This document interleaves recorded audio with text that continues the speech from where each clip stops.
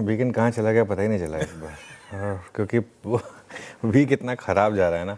और सच बताऊँ तो देखिए मार्केट में पेन बहुत है। और मैं एक बात बताऊँ ना, ये वाली जो मार्केट है ये कहीं ना कहीं जो हमारा स्किल सेट है उससे ऊपर है। मतलब इसमें कुछ तो है जो हमें नहीं पता है कि क्यों मार्केट इस तरीके से गिर रहा है, लेकिन दिक्कत स्क्रीन पर काफ़ी है और लोगों का पैसा लग रहा है और सेंटीमेंट बहुत ख़राब है आज की डेट में।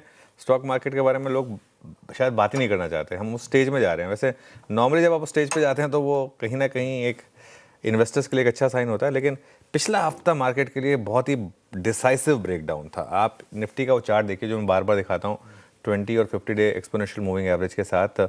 और देखिए अब ये चार्ट, ये क्लियरली ये बहुत कम हमने इस तरीके के मूव्स देखे हैं।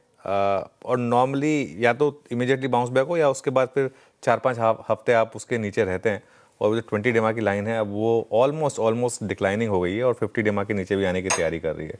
तो उस हिसाब से मार्केट में काफ़ी लास्ट के स्पेशली जो लास्ट 2-3 दिन थे ना, उसमें तो जिस तरीके का ब्रेकडाउन है वो काफ़ी ख़राब था। और फ्राइडे को हम 20 और 50 डे एक्सपोनेंशियल मूविंग एवरेज के नीचे बंद हुए हैं। और एक चीज़, अब हम अगर आप वीकली चार्ट्स देखेंगे तो जो फ्राइडे का क्लोज था वो 20 वीक एक्सपोनेंशियल मूविंग एवरेज भी था, यानी कि 20 वेमा। तो वीकली चार्ट पर भी अब हम एक सॉर्ट ऑफ मेक और ब्रेक वीक में हैं।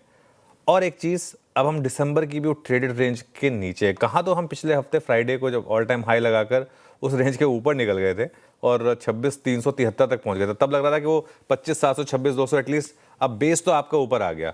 और एक झटके में जिस तरीके से हम वापस, मतलब 700 पॉइंट एक हफ्ते में निकाल देना, इट्स नॉट अ जोक। आसान, मतलब बहुत ही क्रूशल मार्केट है ये।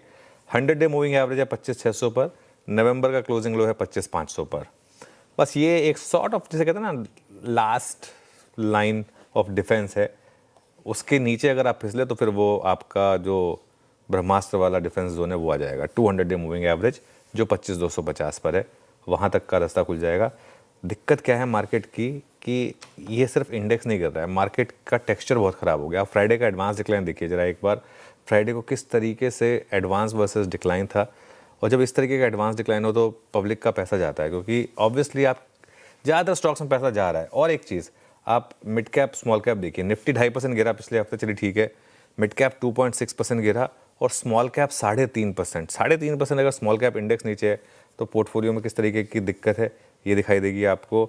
एफआईआईस की सेलिंग लास्ट 2 दिन में जिस तरीके से इंटेंसिफाई हुई है, खास तौर से इंडेक्स फ्यूचर्स में।